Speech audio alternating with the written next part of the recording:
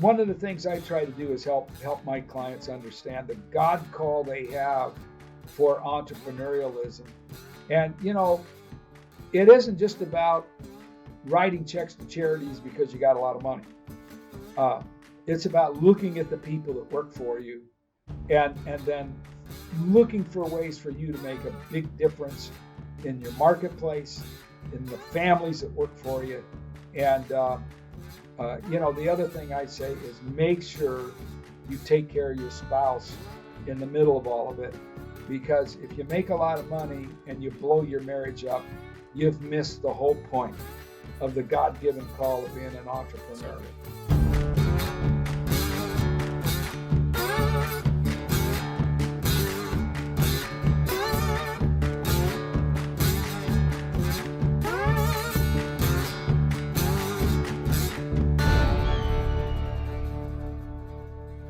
On today's episode, we have Dave Nabity, president of Nabity Business Advisors.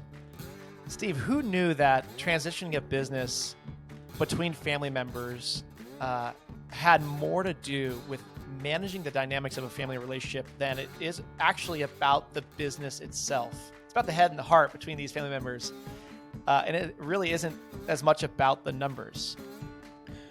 Jake, that's Dave's business, and that's why his business is flourishing. In addition to the financials, the family dynamic adds a unique component to a business that you need to navigate it very carefully and very well. Yeah, you could tell that he's got this unique ability to see into the head, into the heart of individuals, and to be able to diagnose, okay, what might be going on here amongst this family that needs to be resolved prior to this transition. And he's got a gift there that most people don't have, which, to your point, makes him really good at what he does. And anybody thinking about bringing a family member into the business needs to watch this podcast. Yeah, absolutely. There's a lot of great meat in there. And also, when you're watching it, I want you to let me know who's younger. We'll put a poll out after this to see what people think. But all right, let's just head west. Stay tuned as we discuss the importance of entrepreneurs in the community, navigating the dynamics of a family business, and how the midterm elections will affect U.S. businesses with our guest, Dave Nabity. This episode is brought to you by Skyline Point Capital. If you're anything like me, you're always considering where to invest your money. Stocks, bonds, crypto, and rental home, the list is literally endless. As we've all seen over the past year, the stock market is unstable, the housing market is just weird, and inflation is on the rise. In times like these, the clear place to invest my money is in multifamily real estate, aka apartment complexes. Here's why. Returns on real estate investments have little to no correlation with the stock market. There's lower volatility, stable income streams, and the tax benefits are insane. And let's not forget that the apartments will typically appreciate in value over time, which means you can walk away with a pretty nice return when the complex is sold in 3 to 5 years. Best of all, multifamily investing is passive, so you get all of the benefits without the hassle and headache of your typical rental home investment. Getting started has never been easier. Head to SkylinePointCapital.com to learn how you can start investing today. My first band was a band called actually it was Odyssey, and then it was Mac Nasty. And then I worked my way up to a band called Sapphire. We had 3 horns, a lead vocalist, drums and guitar, and we were funky. I mean, Earth, Wind and Fire, Tower of Power, Commodores, you name it. Everything that was good dance music, man, we did it. And that was a blast. Yeah. Do you still play? But it also caused me to drop out of college. And then I met my wife. And at 17, believe it or not, and by 18, I proposed and got married at 19 and had my first kid by the time I was 20. So I had to grow up real fast. And the only thing I could figure out to do was to start selling insurance. I was in a bar actually playing a gig, and I was talking to my dad on the phone, and some guy overheard me talking to him and offered me a job to sell life insurance. And so I started there, and then by the time I was 25, started my own firm. and then over time learned the securities business and decided all I wanted to do was work with business people. So in the 90s, then I specialized my company to provide consulting services and advisory services to companies. And I ended up getting degrees from the financial fields, doing a lot of study and that kind of stuff. But I mean, unlike him, he gets a scholarship to play baseball. He gets a degree as an engineer. He's twice as smart as I am. And I'm just the guy with the mouth that can communicate and motivate people to do stuff. So I was the sales guy and he was the engineer thinking guy. Yeah. Yeah. The nerd guy. When you think about it, I was thinking about this the other day. I'm reading a book, Ulysses S. Grant, and his memoirs. And I'm reading this book and I'm talking to Ulysses S. Grant by reading this book, basically. And one of the things their army had to do is assess how to go in and be able to fight the enemy. And do we go over the mountains? Do we go around the mountains? Do we got rivers? All this stuff. And it was the engineers that set everything up so the guys could go to war and win. And when you think about it, in society today, he's an engineer. When you think about it, everything that we live off of and do and take for granted is done by engineers. Mm-hmm. You ever think about that? Yeah, that's so true. The roads we drive on, the electrical systems, the plumbing systems, the sewage systems, engineers do it all first, and then we have the benefits of living off of it. And he's an engineer. So that's what I have to say about that. Well, correction real quick. He's a real estate mogul now. Retired engineer. Well, I tell you, it's a perfect transition, right? Yeah. You go from being an engineer to being an entrepreneur and then getting the skills in real estate and real estate development. I mean, it's a perfect setup for the kind of guy he is. And that should give the client some confidence that you aren't dealing with somebody that is just a fly-by-night sales hustler that's just trying to do deals to manipulate people to give up the money. I mean, his engineering mind is thinking through everything that they're doing to make sure that it all works out. So yeah. Anyway, I think that's You're right. I mean, go ahead. When you're in real estate or when you're investing in real estate as a passive investor, you want to trust that the person you're investing with has thought of every little detail. They've stress tested every outcome. They have done stringent testing on the analysis. You want to make sure that you're choosing that sort of person to make sure that your investment is sound. And think about all the guys in the real estate business that are just hustlers. Yeah. You know what I mean? Yeah, sure. It's just like, let's do this deal versus that deal, and let's get this capital, and let's raise this money, and let's do this. And a lot of these guys are trying to get rich fast, and they've got the marketing and the sales mind as opposed to the fundamentals of doing things. Yep. So I want to. I don't know why I went down that road, but that's all right. I think it's important. That's my brother. Yeah. That's my brother. As he said it. I want to come back over to your side of the business. So you said you started in insurance at, I think, 19 because someone you were at a bar playing, someone tapped you on the shoulder, and it seemed like the next best step. But you've since, I think you alluded to it, you've since transitioned into more estate planning about transition within like in family businesses. Where's your sweet spot right now in business?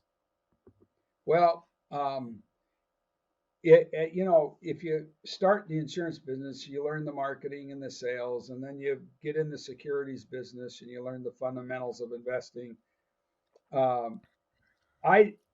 There was a piece that I saw missing, and that is a lot of times, especially with family companies, there's a lot of drama. There can be dysfunction.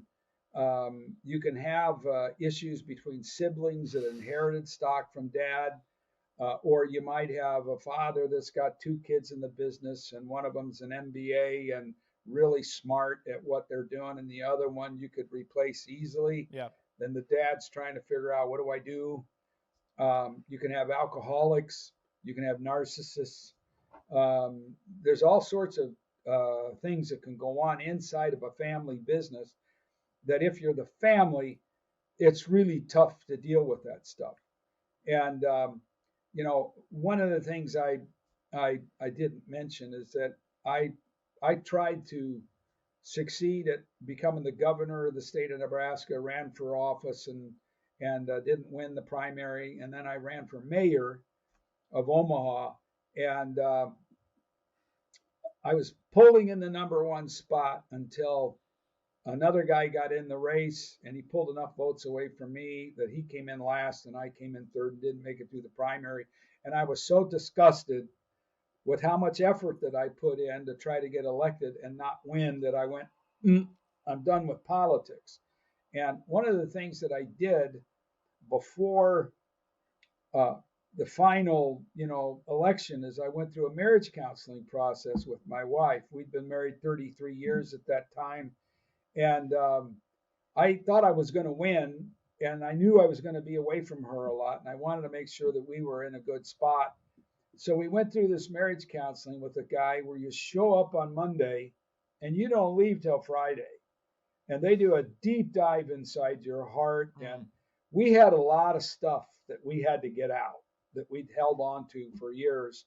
It transformed our life. And we ended up getting remarried. And I was so impacted by that counseling process that when I lost the mayor's race, I decided to get trained in marriage counseling. And that experience of knowing marriage counseling has made me, I think, really valuable at working with companies and families and helping them get through the big issues so that we can find a good transition plan for the company. If generation one is selling to generation two, or if you've got one family working in the business and you got two or three others that aren't, but they inherited the stock from dad, and you got to come up with a strategic plan to buy out the others. My company today goes inside the businesses. We do the valuations of the companies. We meet with all the parties involved to try to figure out what's up here, and even sometimes more importantly, what's here, to figure out what the right strategy is to transition the business so that the right people are running it. It does not have to be sold off because there's family drama when the shareholders die. If there's young stockholders that or young executives that really should be stockholders are given the opportunity to become owners, we want to try to do that. And at the end of the day, when it's all done, the fourth thing is we want the family to still love each other when we're all said and done. So it's kind of a finessing. It's being a third party that can come in and analyze what's going on, try to come up with the right strategy to transition the company, and try to do it in such a way that everybody loves each other when we're all said and done. And that's where the marriage counseling, really came in and helped me get good at what I'm doing today. The attorneys don't do this. The CPAs don't do this. And a lot of the companies rely on those two. But the accountants and the attorneys are not going to tell the dad that his 360-pound son who comes in at 9 and leaves at 4 should not be a stockholder. You know what I mean? We get into that stuff. Sometimes I've gotten fired twice because I've gone in and assessed the situation, and I ticked off the dad so bad that he fired me. And in both situations, it was drama going on between the two sons that were supposed to take over the business from dad. One of them, I don't know if this is what you want me to share, but one of the cases, there was an owner that is a recovered alcoholic, very successful businessman, but he's a recovering alcoholic. He had two sons in the business, and neither one of them liked each other. And one was working out of Texas and one was working out of Omaha. And I'm looking at this situation and I'm going, Dad dies this is going to be a problem. And they had one operations guy inside the business that was kind of running the business, that wasn't an owner. A strong Christian guy. I even know the church he goes to, a really sound, solid guy. So my suggestion was that we find a way to allow him to own 20% of the company, have the two sons own 40. And the reason for that is you have to have 60% in agreement if you want to close the company or if you want to, do something significant. It's not just 51. You gotta have 60% to really be able to make the big decisions. And so my suggestion was, let's find a way to allow him to become a 20% shareholder. And you could do it by helping him with financing. You could bonus him the stock and help him pay the taxes on the bonus. There's a lot of ways where if you want somebody to become a shareholder, the company can expense the stock being given to them.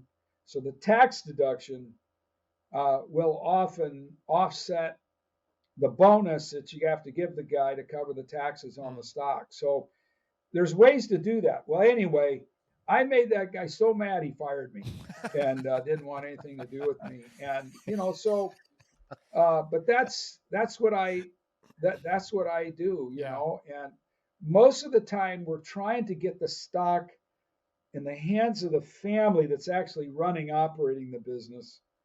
And, so it's coming up with the right valuation. It's studying the cash flows to see whether the company can afford to make the payments on the purchase and working out what's in the head and the hearts of all the people involved. So that's what I do today. It sounds like I charge fees to do that work. Yeah, it sounds like, you would think from the outside looking in that when you're helping to buy and sell businesses, when you're working towards transitioning business from a father to a son or a father to a daughter, or, whatever the case may be, that it's all about numbers, it's all about plans and strategy. But to your point, there is a lot of emotional and relational time that goes into that process as well, especially for family transitions. Would you say it's a pretty even balance of, you got the strategy, the business, all that, but a lot of it is, let's work through the heart and the mind of transitioning this business to a family member?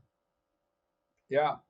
I got one company that we're working with right now where the two brothers that own the company, they're in their 70s. They're in their mid 70s.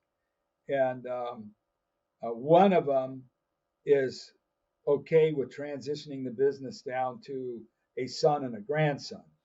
The other one, who is older than the first brother, just can't bring himself to say yes to doing the transition. And so, you run into that stuff. We had a hostile situation where there were two sisters and a brother that inherited the stock from dad, and we could not get the brother to cooperate or do anything from a transition plan.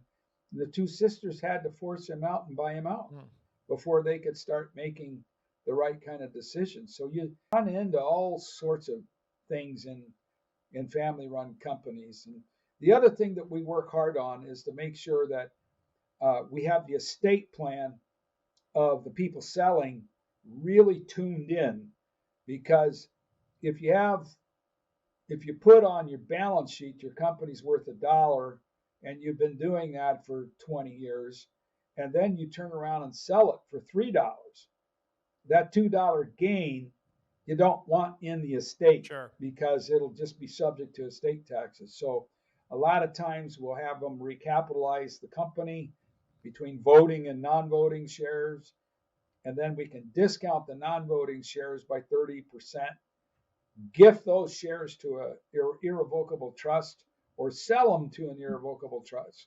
Now, we wouldn't sell them. We would gift them, put them in that irrevocable trust, and then sell the stock, so the $2 gain is not in the estate.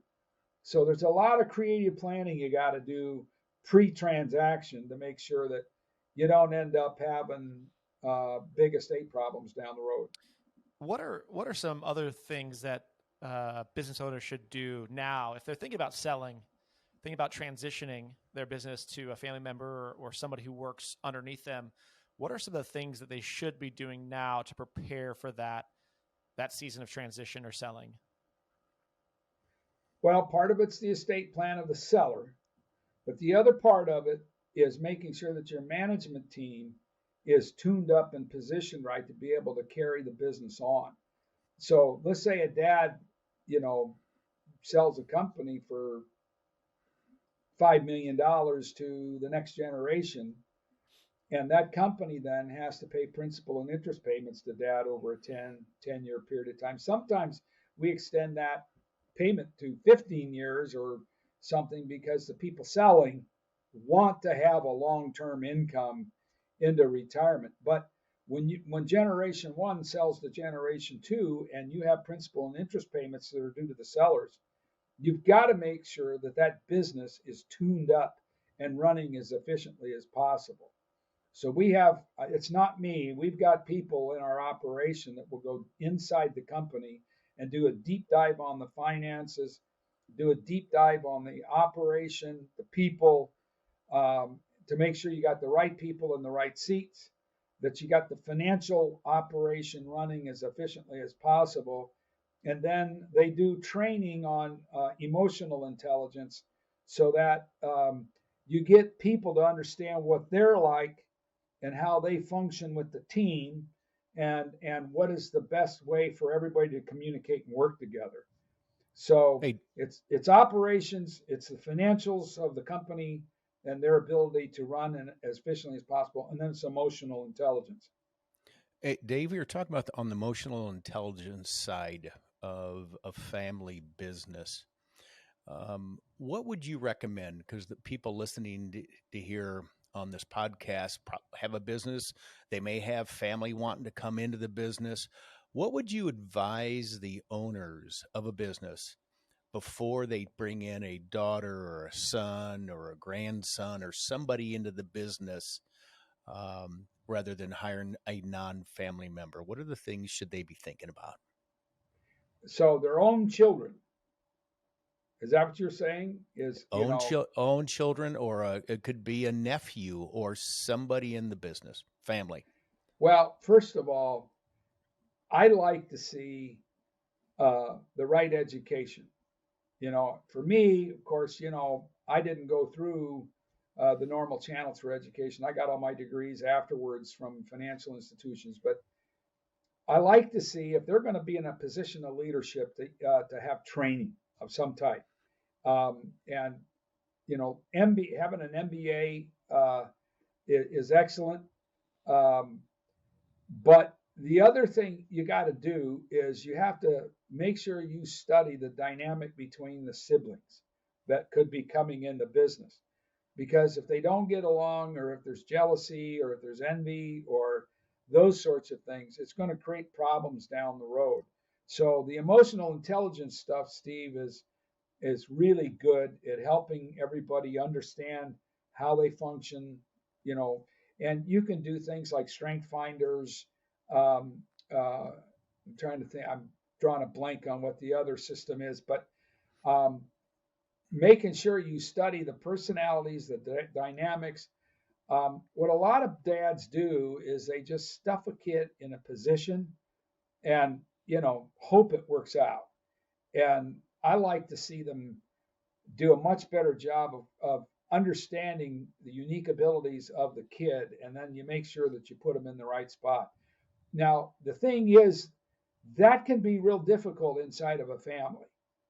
And if it's up to dad to figure that out after raising them for 25 years, there's just too much history that goes on in that family that you got to have a third party come in and do the assessing, so that when they sit down and present the information to the dad and tell him the truth, the dad's in a position to be able, and I say dad, most of the time we're working with men.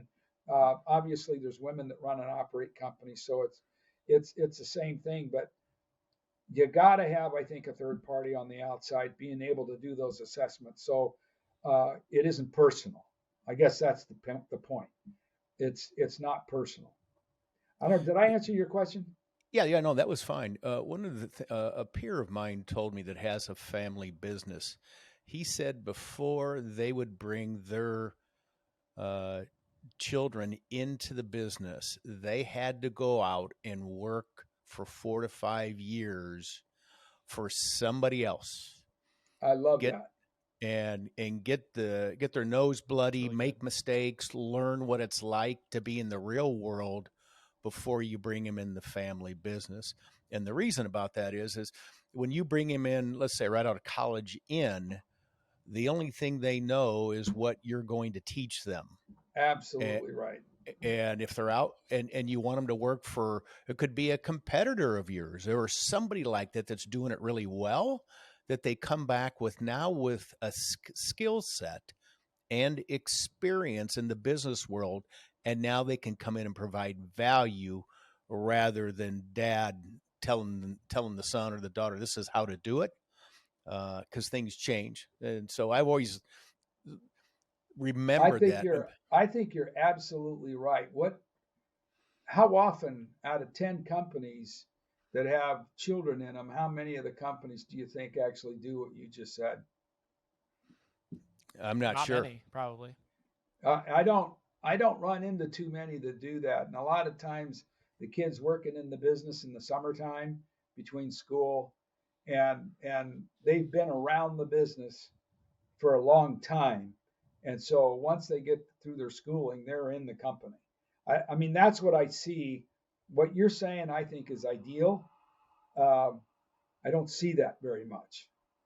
Most of the time, the kid, and here's where it gets really bad because, like you talk about it, if the dad is, I don't want to say a narcissist, but he's really really good at running the operation and he's a real driver and he's just got his way of doing things and he bring the kids in and the kids have a completely different personality and those sorts of things but they're in the company sometimes the kids are in the business because they have to be in the business because that's what dad said from the get-go and if they really had their choice they'd probably work somewhere else but they're kind of stuck. A lot of these kids feel like they're stuck in the company because it's the obligation that they've had for their lifetime. And so what we try to go in and bring a fresh look. And sometimes we got to get tough on dad because we've got to point out to dad that he's been rough on his kids, and they're here because they feel like they have to be and we've got to change the dynamic or when you go this thing's going to crash and so anyway I'm kind of rambling a little bit but that's the kind of stuff that we see. You talked about one of your top requirements or preferences is someone having education. For the longest time, going to college, getting a degree has been really the next step for most high schoolers. It's just expected you go to college to get your continued education. But in the recent environment, I think that sentiment's starting to wane a little bit. And I would say well probably it feels like a waste. Yeah. It feels like a waste of time. Yeah, and I'd say especially in and business. to decide at 18 what you're going to do the rest of your life is like really really rough. That's why if you think you have an inclination toward business, if you can get a finance degree so you understand financial statements and balance sheets and all that kind of stuff, and then you go into the MBA where it gives you real world experience of what business is really about. Once I think you have that, you can go a lot of places and do a lot of things. But some of these degrees that people are getting out of universities are going to get them nowhere. And they've spent huge amounts of money to have a degree that when you get out, I mean, you might work at Starbucks instead of working in a company where you can really work your way up. That's where the engineering types of degrees too, comes in really handy because if you have that, you can get a job in a lot of places. Jake, you were talking. It's kind of interesting. I look at things. There's one, you need a degree based on the discipline you're going in. If you're going to be a doctor, you got to have a medical degree. Be an engineer, you got to have an engineering degree, and accountant, and et cetera. But one of the things I think is really, really important is, are you able to solve problems and critically think? You could have a degree in philosophy, but if you have a way to critically think and how to solve problems, you can do virtually anything. You can and do that in that side of it. I think some people go to college and they get a degree and they think it's all I can solve things. But the world's changing all the time. Dave, when you're dealing with clients for your business, what did it look like 5 years ago as it compared to today? Was there a common theme, or are you seeing other dynamics that are changing that may require a different skill set when we're talking about who to bring in the business? Well, technology is just blowing so fast that um, there's constant retraining going on to keep up with technology and use technology. And if you use it right, it can provide such good assessment information, um, and keeping track of your business operations, that I see a lot of companies putting a lot of time and effort into the technology that you wouldn't have maybe seen 10 years ago. But I do have something that I want to talk about that I think is an important spiritual aspect to all of this. And if I don't know if right now is the right time Sure. to do it, but one of the things that as I'm speaking to entrepreneurs, if there's entrepreneurs watching this, um, if you have the gift of entrepreneurialism, I believe that's a God-given gift. And let me explain how important that is.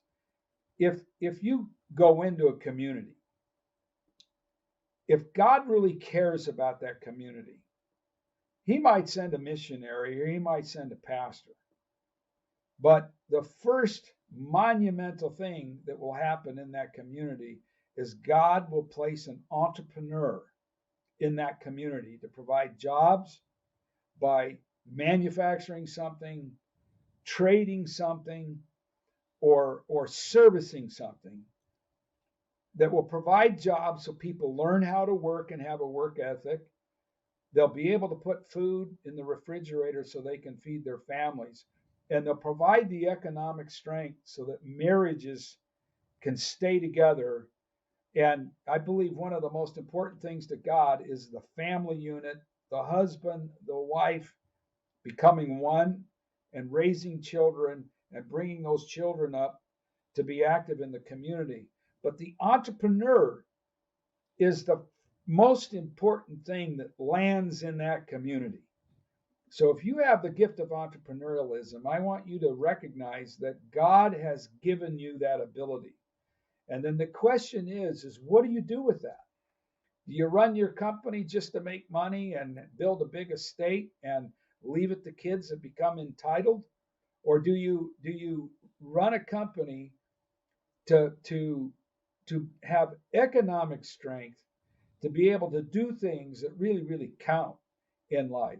And the people that work for you need your mentoring, and they need your coaching, and they need your inspiration. A lot of the people that work for you came out of dysfunctional homes. A lot of them were wrecked by the families that they were brought up in, and they are trying to change their life and get out of the circumstances that they were in by coming to work for you and have an opportunity to grow and advance in their lives. And you're important to them. And doesn't mean that you shouldn't have tough discipline and tough standards and benchmarks and key performance indicators to run the company profitably. But many times you're their dad or their mom outside of the regular family. And the one thing I got to say is make sure that you do everything in love. If you do everything in love, whatever the outcome is, you know, that's kind of doesn't really matter as long as you've done things in love. And you can run your companies in love, and you can hold your employees accountable, and you can do all that some of the best things you can do is show tough love to somebody that's lazy and they aren't on their game. But anyway, one of the things I try to do is help my clients understand the God call they have for entrepreneurialism. And it isn't just about writing checks to charities because you got a lot of money. It's about looking at the people that work for you and then looking for ways for you to make a big difference in your marketplace, in the families that work for you. And, the other thing I'd say is make sure you take care of your spouse in the middle of all of it. Because if you make a lot of money and you blow your marriage up, you've missed the whole point of the God-given call of being an entrepreneur. So good. Dave, that's awesome. And when you look at the entrepreneur who's setting up this business in all parts of towns, if you look at them and you realize that the people are working for you 8 to 5, out of the daylight hours, they're spending more time in your company than in fact at home. So as a leader, I think you're talking about being a servant leader. Yeah. Could you elaborate just a little bit more? What does a servant leader look like in a business? What would you envision for people out there that want to be entrepreneurs? I could go down a couple different roads. One of them is having an atmosphere that has joy and fun. If everything that you're doing is just intense, and if everything is a whip on the back of the people that work for you, and all you do is look at the numbers and the economics, and you don't care about the people that are working for you, you're making a big mistake. And there's a pretty good chance you're doing that at home too, and you're not going to stay married. So a servant leader cares about his people, creates an environment that is fun to work at, where it doesn't mean you have to have fake experiences, but it's being kind. It doesn't mean you're not driving performance and holding people accountable, but when you pull somebody in the room and they're not doing what you do, you have conversations that are calm, that are solid, that show love and say, Joe, you know what? Here's the benchmarks that we needed you to hit, and you're not hitting them. Now, I love you. I care about you. I want you to succeed. But if you're in this division and you're not hitting these numbers, we can't keep you. And I want to keep you, but I can't keep you if you're not hitting these benchmarks and these numbers. And you're not mean. It's in that way you're being kind because you're actually holding the guy accountable, and you might be the only one in that guy's life that's actually held him accountable for performing. And so, that's kind of my quick answer. Hey, Dave, I know we're running low on time. I wanted to ask a question that's more timely. So we just got done with midterm elections, and it appears that the Senate's going to be run by Democrats, House by Republicans. From your opinion, I'd love to hear it because you've been in politics. Is what can we expect in the form of policy changes over the next 2 years? And how do you? That's what I was going to say. Do you think anything gets done? Do you see any for business owners? I think I could say that most of our audiences are going to be business owners or in business. Do you see anything positive coming from what just came out of the midterm elections for business, or what do you even expect to see for the next 2 years? Well, I think the gridlock. Sometimes the stock market likes the gridlock because they know the politicians aren't going to do more to screw things up. So they feel better and they start investing. So from a stock market standpoint, I expect us to come out of the hole we're in. If you had $1 in January, you have 85 cents today with what's been going on. But as far as business in general, I think with gridlock, taxes won't go up. and regulations will not go up. I'm not sure what Biden can do with the stroke of a pen, but like when he wanted to forgive student loan debt, there's lawyers that have shut him down and said you can't do that. So it's possible that government isn't going to change for 2 years. And I think from that standpoint, business can relax a little bit and maybe get back to business, and things will improve. But I don't know for sure. I just don't know. Boy, that would be good. I would love to see business get back to business quicker than slower. I think I can speak for everybody on that. All right, Dave, we've got a quick speed round. I'm going to ask like 2 or 3 questions because I know you got to get out of here. Number 1, do you have any daily rituals that you swear by? Every morning before I go out the door, my wife and I do a quick little devotion. We got 2 little books that we read, and we pray over the day. Beyond that, I start running, and I bounce from this to this to this to this to this to this until it's 5 o'clock, and then I shut it down. I do a lot of marriage counseling, so 2 nights a week I'm counseling at-risk couples, and then on Saturday mornings I have 2 couples that I'm working with. So business during the day, ministry at night. Yeah. And one of the coolest things is when you see couples that are really at risk, and after you work with them, you see them fall back in love with each other, and it's one of the greatest things in life that I do. It feels good. I've got 2 of them going right now where both of them have been divorced, and they weren't ever going to get married again. And they met each other, and they were doing what they shouldn't do before marriage and just living like they were married, but they aren't. And then they got convicted about it, and they stopped being intimate with each other. They've gone through counseling, and I got 2 of them, and both of the guys have told me they're going to propose within the next month and get it right. And I'll tell you, that's just so cool. Yeah. It's just so cool. So anyway, run your company the way I talked about. Take care of your marriage above everything else. Inspire your employees to do the same, and build them up and train them and get them the experience they need. If you got 30-year-olds in your business or 40-year-olds, pour everything you can into them, and take the years of experience that you have and help them grow so that they don't make a lot of the same mistakes.